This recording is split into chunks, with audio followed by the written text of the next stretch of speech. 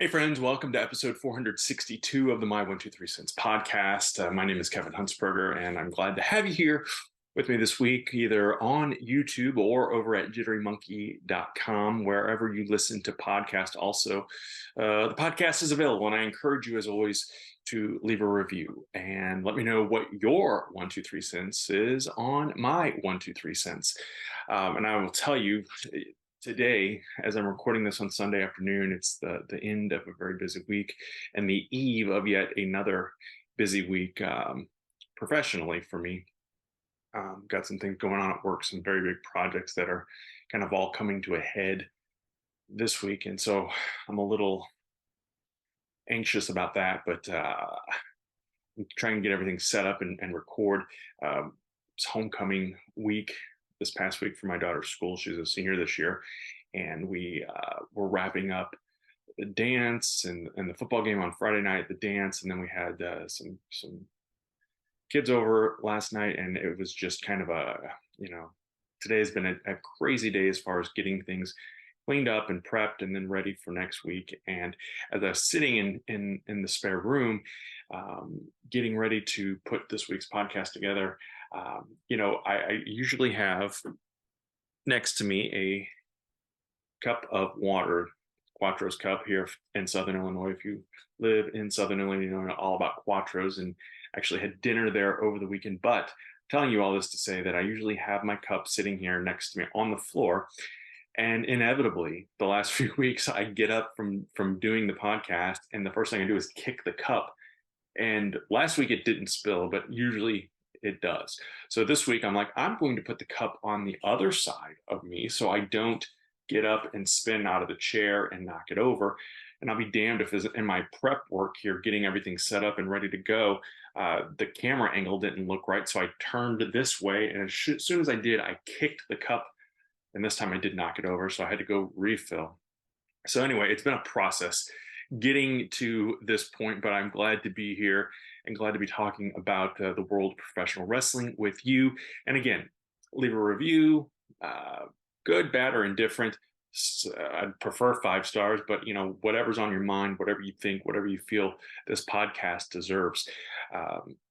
They say that the comment section does help with the algorithm and all that good stuff. So I got to believe it's true, because a lot of the big guys out there, if you will, are getting those weekly reviews, daily reviews. So if you wouldn't mind taking a minute or two out of your day and just leaving a review of the show. I do want to mention the My 123 Cents Wrestling Action Figure Drive. This past week marked what would have been my mom's 73rd birthday, and I wrote a blog kind of reminding people of good things that they can do to pay it forward, to help others to just be a better person, make the world a better place, is I think what I think I named the blog Ways to Make a Difference. And one of the things I did in there was put in a cheap plug for the toy drive. And an old friend of mine, someone I've known for probably at least 40 years, definitely more than 40 years, my buddy Brent, and I don't know if he wants to be completely called out, so I'll leave it at that, but he Venmoed me $100 in my mom's memory and for the toy drive. So I set a lofty goal this year of 300 toys. This was before I knew that the Stride Pro Wrestling would kind of be going away, and that my involvement in Stride would not be what I had done in years past. So the Stride shows were always big. Denny Howell, shout out to him, always gave big. So I'm hoping that I'm able to find folks to donate and give, even if it's just a few bucks, to go out and then purchase wrestling figures. So again, and I think I exposed myself in the episode there. I talked about in Christmas in July episode, not literally exposed myself, but I did let Hunter Woodworth know that I fabricated the numbers of the toy drive 2 years ago, where he had to shave his head. I said if we reached 250, and Hunter agreed that he would shave his head. We fell short of that by about 20 toys. And I fibbed. I wrestlefied it, if you will. I WWE inflated the numbers. AEW inflated the numbers. Yes, they both do it. It's fine. But anyway, I ended up getting it more. I think it was a legit 200 and I think it was 223 or 232. I don't remember the exact number. And I said that we got 252. So this year I am hoping for a legit 300 wrestling figures. So I have a handful here. I do have a box set up at Castle Perilous in Carbondale, Illinois. So you can drop off a donation there or Venmo me at Kevin-Huntsperger. And you can message me as well on social media and I can hook you up with that information. So in the era of busyness here, and I feel like life is just turned into that. There's always going to be something going on, and I am taking a little time today to do the podcast, but I didn't really have a topic in mind. I didn't have a subject in mind.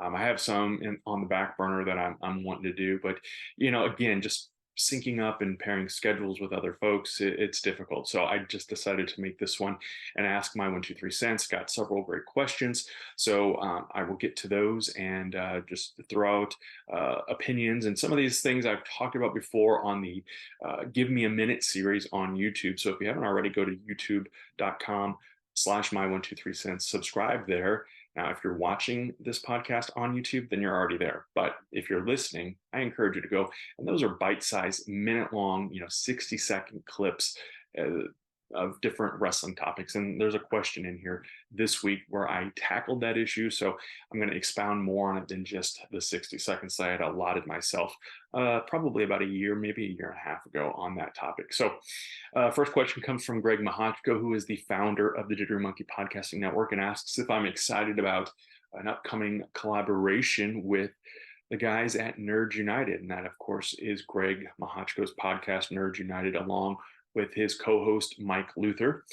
So be sure to check that out here on the Jittery Monkey Podcasting Network. They also have a YouTube channel, so check it out, Nerds United. But Greg messaged me earlier in the week and had asked if this week I would be available to record an episode for Nerds United talking about wrestlers on Netflix.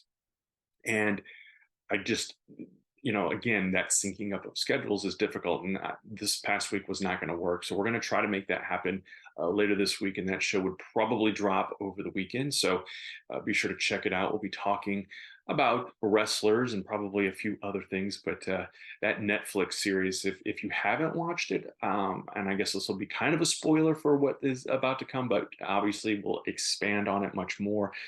Check it out. If you have access to Netflix, definitely check out that series because it is well worth the 7-ish hours that you're going to invest into it. So Ken Johnson, who I've talked about here on the podcast in recent months, has been super supportive of the brand since day one. I think Ken is an OG, if you will, with my 1, 2, 3 cents, but really has been digging into the podcast and will message me and send notes of encouragement, which I greatly appreciate.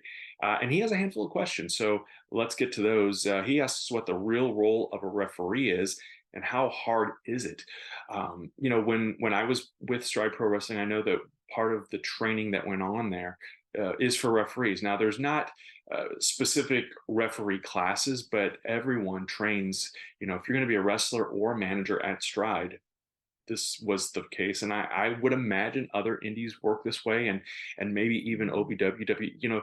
The companies that I imagine they all probably do this. And if I'm speaking out of turn, someone please let me know. But they are there training just as the wrestlers do. They are working to take bumps and get in there and do things. I remember very specifically back in I want to say 2009, maybe early 2010. I think it might have been 2010. I think the My 1, 2, 3 cents blog had just started, so it would have been like fall of 2010. So about 13 years ago, I had been asked to referee at an indie show in, I think it was Fairfield. Anyway, it was here in Southern Illinois, but kind of northeast of where I live. But I had been asked to come up and ref because I had interviewed the organizers. It was a show they were doing for like developmentally disabled folks. It was a fundraiser show, and I had interviewed them on the morning show that I used to co-anchor, and they had asked me if I would be willing to come up and referee a couple of matches, and so I said sure. And at that point, my only experience in the ring, anything to do with wrestling, was doing some ring announcing for IWA Mid South back in 2005. So it had been about 5 years since I'd done anything.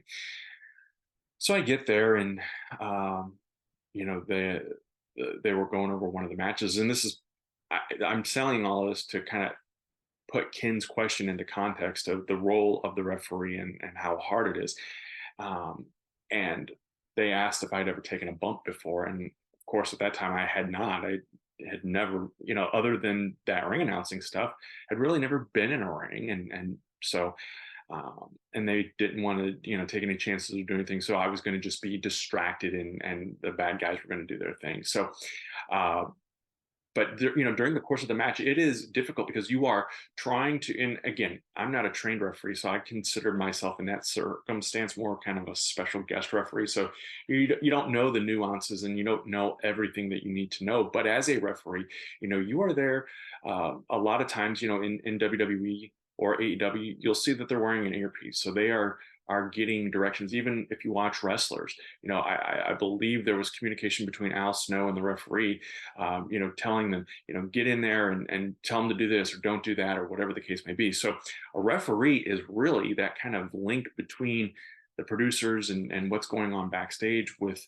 the talent in the ring. And obviously way back when, there wasn't someone talking in an earpiece, but they would have somebody come out and they would have pencils, or they would do different hand cues or something to convey that message to the referee. So the referee's not only listening or paying attention to who's talking to him or watching those visual cues coming, he's also maintaining, or she is maintaining, law and order in the ring and making sure that things are going the way that they're supposed to go.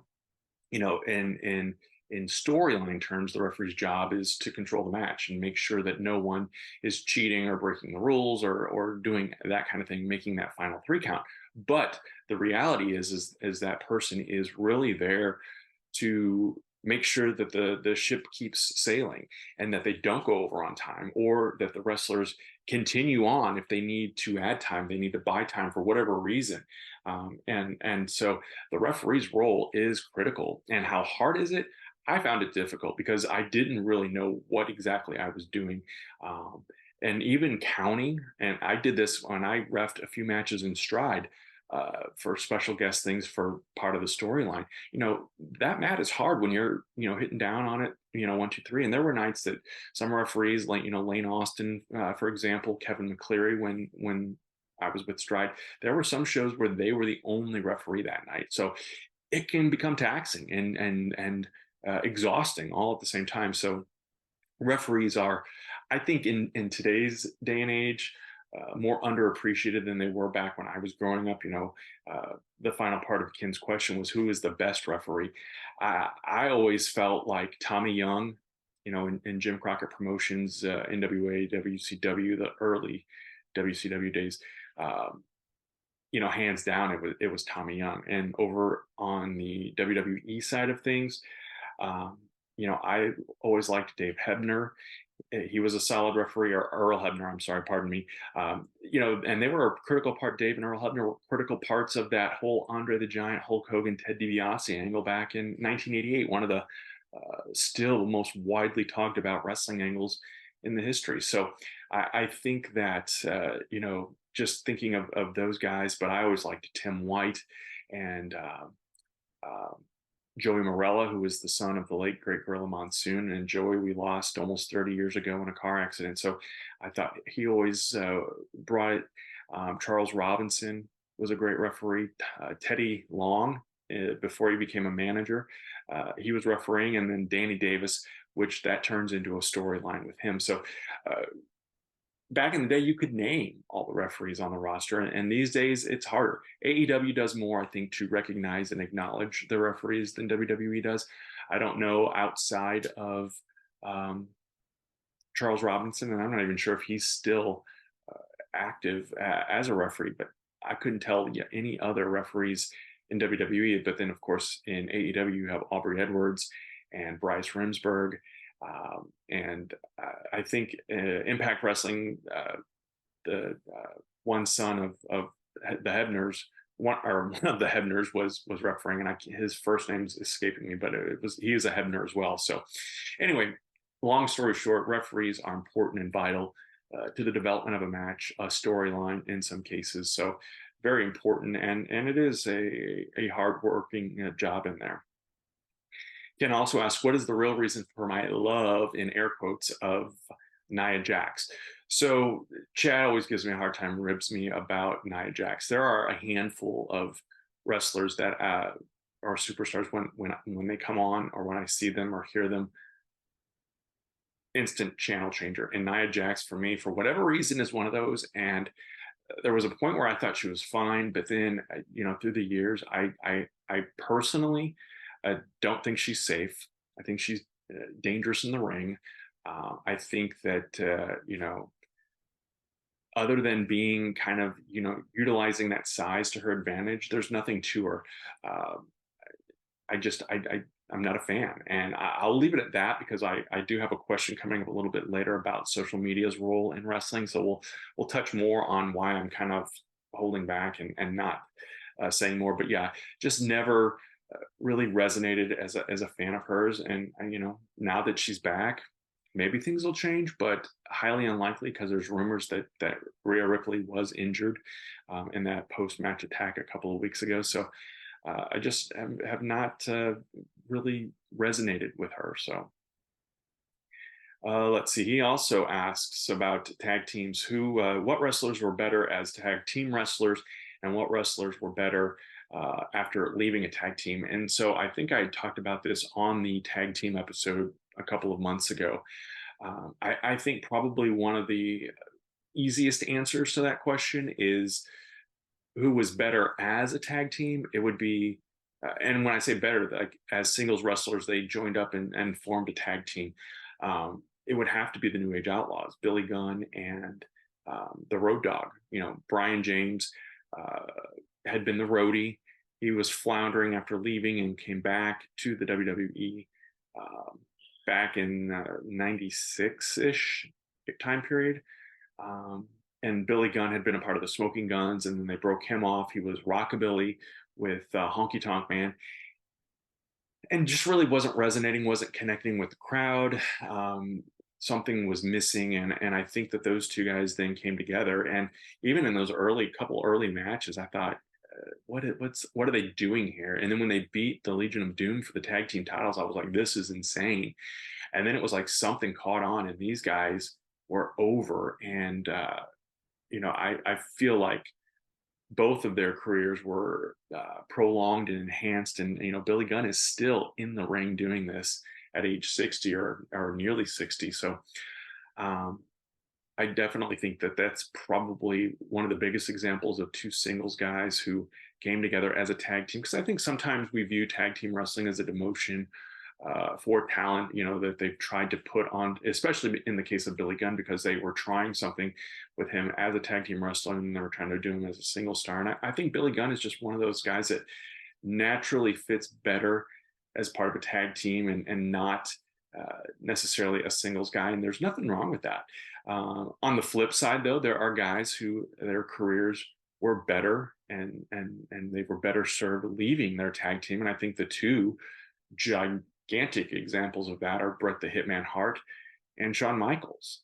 Shawn Michaels and Marty Jannetty as the Rockers, they date back to almost my early fandom days in the AWA, when they were simply known as the Midnight Rockers. And I never would have imagined back in those days that Shawn would break out and become such a star. And it's become a almost a joke of sorts in the wrestling world of who's the Jannetty and who's the Michaels of a tag team. And not that Marty Jannetty necessarily had a terrible career as a singles, but it did not even hold a candle to what Shawn did. And so I definitely think that Shawn is probably the most prolific and successful former tag team wrestler of all time. And then Bret Hart would be close behind him, and his years with the Hart Foundation, and then breaking off and becoming WWF champion, and really kind of, I think, became one of the first tag team guys to carve out that niche of becoming a single star. And with Bret, I always found him interesting because he never really changed anything up. He had the same gear the whole time. He never. Sometimes the color scheme would change a little bit, but it was that same look, the pink and the black that he had with the Hart Foundation with Jim Neidhart, and he maintained that look. Whereas Shawn Michaels kind of evolved a bit and went from the rocker neon to the black and white leopard print and the Heartbreak Kid, and that evolution and what he did there. So, but yeah, two of the all time greats as single stars. And then sometimes later in life, we get tag teams that are put together out of convenience, I think.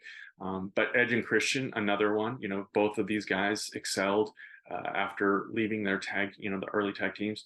Jeff and Matt Hardy, I think Jeff Hardy definitely more successful than Matt, but definitely both very successful. Now, I think for me personally, I liked the Dudleys better as a tag team than I did Devon and Bubba Ray wrestling separately. Even as Bully Ray, I thought Bully Ray, though, did a great job. And, sometimes when you are without your partner, your longtime partner, we saw this with Legion of Doom when Hawk passed away in 2003, leaving Animal, for a long time, decades, without someone as a regular partner. And they tried to do some things in WWE, I know, but I think that sometimes those guys kind of get stereotyped or typecasted as tag team wrestlers, and so nothing wrong with that by any means. But I do think that it's also important to give these men and women an opportunity to break out. Like, on the women's side, the Iconics, I think that they were great as a tag team and worked better as a tag team. Yeah, I would even say Shayna Baszler and Ronda Rousey, before they split them up, were good. So another day, another debate over the women's division and tag team wrestling in that category, in that sense. But I want to thank Ken again for the great questions, and I really do appreciate it. Dan Corley says, which WWE releases do you think will be pursued by AEW, and who will have a successful run elsewhere? Unfortunately, we pretty much figured it would happen. WWE officially now under the Endeavor umbrella, and that merger with UFC, I guess officially happening almost 2 weeks ago now. And late last week, there were a lot of releases and some big names. Dolph Ziggler stands out to me as someone I did not think would ever end up on a chopping block. And then I read something else over the weekend that said that some of the recently released superstars may be brought back. We saw it happen before with when Triple H kind of took over after Vince McMahon retired. If anyone were to come back, I'd love to see Dolph Ziggler come back. But let's face it, he was that all utility player. He was that great guy that made everyone else look even better. And so I think that he is going to land on his feet. He is in his early 40s. He may choose to wrestle less and do more stand-up comedy, maybe pursue acting more. I think whatever he ends up doing, he's going to be successful. He's going to succeed. And if that means coming back to WWE and helping in some capacity, I could see that happening as well. But I think that AEW would be foolish to not try to sign Dolph Ziggler. But I also caution AEW on, again, adding more talent. And I'm just a fan with an opinion. I don't have any real world experience with this, but I think we have seen so many former WWE stars coming in and then either being shot out of a cannon immediately, but then quickly fizzling out, or just kind of they fall by the wayside. And I think that maybe with some new infrastructure internally with AEW, that some of this other talent may be utilized better. And that's where I know a lot of other podcasters have talked about as well with WWE layoffs. If they're laying off marketing, or if they're laying off travel coordinators, or if they're laying off production folks, AEW would be smart to pick these people up and put them to work behind the scenes to improve. Because I think when it comes down to it, WWE is one of the greatest production values in all of entertainment. And so, if AEW could benefit from some of those releases, if they're happening, if that's coming down the pipeline, they'd be much better off. So I don't think they need to gobble up a lot of the talent, but obviously you want to see people working and pursuing their dreams and doing what they want to do in this business. And as Matt Cardona said via social media over the past couple of days, this is not the end. Or in some cases, this is the beginning or a new beginning. And Matt Cardona, I think, personifies that getting out of the corporate umbrella of WWE and really excelling and shining. And people dream and fantasize about being that WWE superstar. And when that dream comes to an end, I know that's hard, but also it's got to be a breath of fresh air and maybe a sign of better things to come, because maybe they can do a podcast now, maybe they can do a toy line, maybe they can do things, wrestle on the indies, take their bookings when they want to take them, pursue those other options and interests. So before jumping into line with AEW or jumping up with Impact Wrestling or New Japan or Ring of Honor or the other options that are out there, it's time to, it's a good thing sometimes to just kind of have those options. And a few years ago they wouldn't have had that with AEW. So some fans are quick to judge AEW, me being one of them as well. It is also nice that there is that alternative there for these men and women to have something to potentially fall back on. And again, I don't think AEW should take all or even most of these released superstars unless they have real plans. Taking them just to have them and then put them on YouTube or not having them, because wrestlers today aren't getting the reps that they used to get in the 80s, 90s, and even pre-pandemic time, when there were multiple house shows and pay-per-views and TV tapings and all that. So we really want to see everyone succeed and have good luck. Matt Riddle, I've talked about him. I'll say it again. I would love to have him as a guest. I always enjoyed Riddle. I know that he was a little goofy and aloof, and not everybody's cup of tea, but I thought he was good. And I could see him going elsewhere. I could see him getting back into mixed martial arts and UFC. I know he trains a lot with that already still on his post on social media. So love to have him as a guest on the podcast. I reached out to him actually before I was able to secure Rob Van Dam for the podcast, because the 420 episode last year, I'd reached out to RVD several times and was getting nowhere with him. He would like my post, or he would, whatever, but he never confirmed that he was interested or would do it. And so I just, on a whim, messaged Matt Riddle, and I never heard anything back, obviously. But now that he's a free agent, maybe he becomes a guest on the show sometime. I would love for that to happen. But again, I wish everybody the very best on whether they stay in the business or if they pursue something else, because being a WWE superstar, being a professional wrestler, it's not easy. And having that experience of being on the big show and being in front of those crowds and wrestling on TV, it's great. And I would imagine that it is a bit of a letdown and a setback when that goes away. But I encourage and hope that they all pursue and find their passion and stay, do what they think is best for them. Jason Skull, a good guy and a friend of mine that I've met through social media, through actually listening to his previous podcast with his brother Tom Skull, the Skullbuster Wrestlecast. I think I'm saying that right. It's been a long time since I've said it. That podcast went away a few years ago, but I think they may be getting the band back together here, and I'm looking forward to that. But Jason is one of those guys I've never met in person, but we have talked, and he's been on this podcast a couple of times. So we're the same age, essentially. I am older, yes. Spoiler alert. I'll say it before Chad does, but I appreciate Jason's opinions and enjoy hearing from him on social media. And he asks about Magnum TA.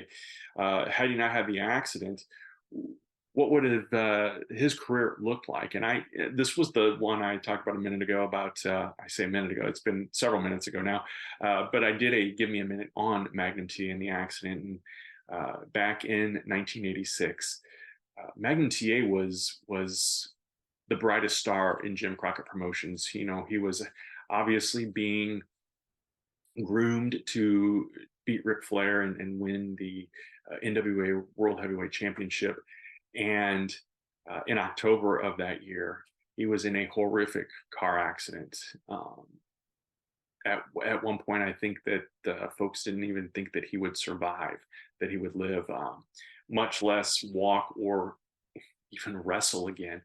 And unfortunately, that became the case. He never was able to wrestle again. He stayed involved somewhat with wrestling behind the scenes, and then did some on-camera work in WCW when he was able to, but it wasn't anything consistent. I know that he is the stepfather of Tessa Blanchard, so there's that lineage there with Tully Blanchard and him, and of course now I would imagine that he has imparted some fatherly advice to his stepdaughter on the wrestling game, and still would love to see Tessa Blanchard doing something in the world of wrestling. But I digress.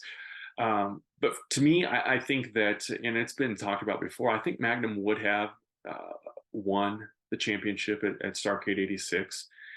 Instead, you may remember that Nikita Koloff turned face and ended up wrestling Ric Flair that night. Did not win the championship. I wonder. I don't know. I've heard Tony Schiavone's podcast before. I think they knew. I think they knew internally that Magnum was not going to wrestle again, but they talked optimistically that he would. And I wonder if the decision was kind of made to not put the belt on Nikita Koloff, in hopes that maybe Magnum TA would come back. But because it's very interesting when Ric Flair lost the championship in that summer of '86 to Dusty Rhodes at the Great American Bash, and then won it back pretty quickly. Then Ric Flair held on to the belt for almost a year, or just over a year.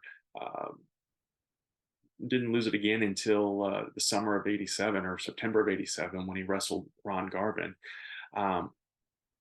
But I think Magnum TA would have obviously been a better champion than Ron Garvin, and that's no disrespect, and I'm not knocking Ron Garvin, but I think had Magnum not been in that accident, we don't see a Ronnie Garvin heavyweight championship run. I think that Magnum would have kind of been that torchbearer on the babyface side as Dusty was kind of getting older, and eventually he left and went to the WWF, and then through the merger, or the purchase by Ted Turner and the WCW years, I almost feel like with Magnum at the top, I wonder also then what would have become of Sting. Would he have had the impact that he had Magnum been that solid babyface? But Jim Crockett Promotions also was always notorious for being that heel territory, where Flair was always the champion and would lose the belt for a couple of months, maybe half a year, and then he was always winning it back. So I don't think that Magnum would have been the guy to be the champion long term or forever. I think that there probably could have been a couple of title runs for Magnum TA, but I also think that Magnum ends up going to the WWF eventually at some point. We saw it with Ric Flair, we saw it with Harley Race, we saw it with Lex Luger and Dusty Rhodes. They all, with the exception of maybe Nikita Koloff and Sting, they all ended up in the WWF. Even Ronnie Garvin, Barry Windham, Mike Rotundo, all these stalwarts of Crockett Promotions and WCW end up going to the WWF at some point. And I think Magnum would have as well. And I think that they probably would have done some changes, maybe not radical, but I think that they would have changed him a bit in the WWF. I don't know what kind of gimmick they would have given him. I think they would have scrapped the Magnum TA name, probably, because Magnum TA was named after a popular TV show in the '80s called Magnum PI, and that show was still kind of at its peak when Magnum got injured. So I wonder, once that show went away, would Magnum TA himself changed his name? And I know that many years later he has stayed with that name, but he hasn't been wrestling. So I often wonder, would the Magnum TA name changed even had he stayed with Jim Crockett Promotions, and would he have just become Terry Allen and had some sort of nickname to go along with that? But again, a ton of potential there. I would have loved to have seen him maybe come to the WWF when things were kind of in that downward spiral. Um, Maybe he rolls in early '90s and is part of that. When Vince was trying to take the Hulk Hogan, super bodybuilder images and looks off and kind of put Bret Hart and Shawn Michaels out there. I think Magnum TA would have hung with those guys, and we would have had some great matches with Magnum TA and Bret Hart, or Magnum TA and Shawn Michaels. I think that uh, there was a lot of potential there, and I think that he would have gone to the WWF, maybe not as WWF champion, but definitely an IC title run for sure. I could have seen that happening. Kind of a Ricky Steamboat type babyface figure in the WWF. Um, I think he could have also pulled off playing a heel at some point. We will never truly know because he got injured so early into his career. I think he was only wrestling about 6 years when he got injured. So I think Magnum TA is, if he's not the biggest what if story in pro wrestling, he has got to be in that top 3 or 4 of what ifs. So great question. And I think, again, tons of potential there, and the possibilities were endless with what we could have seen with Magnum TA, and he'd still be around. I think he'd be either with AEW or WWE in a coaching or producing role, mentoring, and doing that kind of thing as well. But I think his injuries and whatnot have prohibited him from being as active as he would like to be in wrestling. Jason's other question is, what are my personal thoughts on social media's role in the wrestling business and the wrestling community? And this is where I was kind of holding back on the Nia Jax stuff, because I do think that there are content creators out there. Listen, I've been doing this. The My 123 Cents brand developed 13 years ago. The podcast has been around for 9 years, almost 9 years. The YouTube channel is just as old as the blog, a couple months, less than. But all in all, been plugging away at this for 13 years and never have like broken out and gone viral or had anything. The podcast have loyal listeners, and I'm grateful and appreciative that the YouTube channel has subscribers. Still trying to get to that 1,000 subscriber mark, which there are YouTube channels that have millions of subscribers or hundreds of thousands, and even some independent ones. And that's where I'm kind of going with this is, Chad and I joke about this, or sometimes we don't joke about it. And Chad says, you need to go negative and you need to be like this guy or that guy and put those things out there. And that's just not in my character. If I ever did anything else in wrestling, I could never play that heel role, because I mean, I can be a dick. I've been told that I'm a dick, but I don't feel like it comes off. I guess known more as the nice guy, and so I've always kind of kept everything for the most part positive here. Now, when I was writing the blog, there were some times where I got a little off the course and was more critical of things, but I try to, remember that wrestling is subjective, creative is subjective. We are all into and resonate towards different things, and not everything that is out there we're going to all like or love or want to see. So it becomes a bit of a double-edged sword. You know, do I go negative on social media? One thing that drives me crazy is seeing the negative headlines. I did a podcast a few weeks ago about Sunny and her downfall, and how people were making memes and making jokes about it. And in those instances, I think social media is negative and is hurtful toward the product, toward the business. I think social media is great in connecting and bringing people together. For example, I would have never known Jason Skull without social media and listening to his podcast and then connecting with he and his brother through social media. So in that instance, yeah, I'm going to say that's a positive.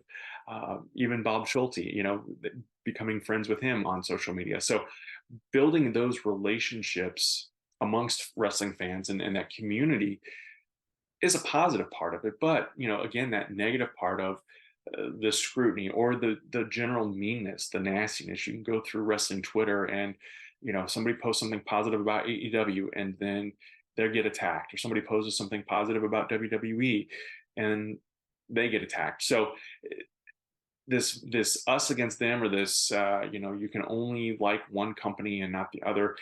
That stuff is crazy and silly, and just try to be better people and be happier, and we vent our frustrations on social media, and sometimes I type out something nasty or negative and then I delete it because it's like, what's this going to accomplish? But maybe I should. Maybe it would get me more views. Maybe it would get me more likes. Maybe it would get me to that 1,000 subscribers on YouTube, which is what I'm really aiming to do, and hopefully going to be able to do before the end of the year. But I'm going to continue to build content that I am confident in, that I support and trust and like, and we'll see what happens. But yeah, I think in general, social media can be a good thing. But then again, when we get into these jerks that post spoilers, I send it to Chad all the time, and to Tyler. I'll take a screenshot of an article, and it's when they want you to do when they're doing the clickbait, and they know what they're doing. They're very smart in that regard. They know what they're doing. They're getting those clicks, but they'll say something about a superstar that has dropped a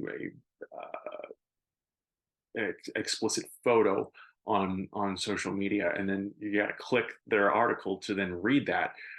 But these same jerk offs will post, Randy Orton spotted at Performance Center, and it's like it kills any kind of anticipation or surprise for when Randy Orton does make his return to the ring. So something else, fun fact about Randy Orton and social media, I saw on Facebook the other day, and this blew my mind. I shared this on the Facebook group. So if you haven't already joined the Facebook group, the 4 members of Evolution, Triple H, Batista, Randy Orton, and Ric Flair. Ric Flair has had the most recent match back in July of 2022 when he wrestled in Ric Flair's last match. That blows my mind because Randy Orton has been out since May of 22 with his injury. Batista, of course, we saw him wrestle last in 2019, and Triple H, I think, maybe around that same time, around the pandemic, maybe before the pandemic. So it's crazy to think of that. But the guy that's in his mid 70s is the one that has had the most recent match. But that's a positive about social media. It gives you fun little facts. And I was able to fact check that and verify it. Others don't always do that. So again, I say facts on wrestling, double check and make sure that folks are telling you the truth. So I've rambled enough this week. I think that we got some good questions, and hopefully you thought some good answers. And I look forward to hearing from you on social media, of course, because that's where we're at. We can connect and talk on Snapchat, on Instagram, on Facebook, on YouTube, on LinkedIn or Twitter or X now, TikTok, of course, as well. So I'm curious to hear your thoughts on the world of professional wrestling, where things are, and has social media impacted your fandom? It has helped me in some ways where I cut the cord with cable, so I'm not watching live every Monday, Wednesday, Friday, Tuesday, Thursday, but I can scroll through that social media feed and get those quick little bites and those quick little nuggets of information. So that's another check mark of positive for social media in the world of professional wrestling. But again, let's be nicer to each other and be better people in general, I think, and that'll go a long way. So friends, thank you for watching and or listening to this week's episode. We will talk again next week. Have a great week.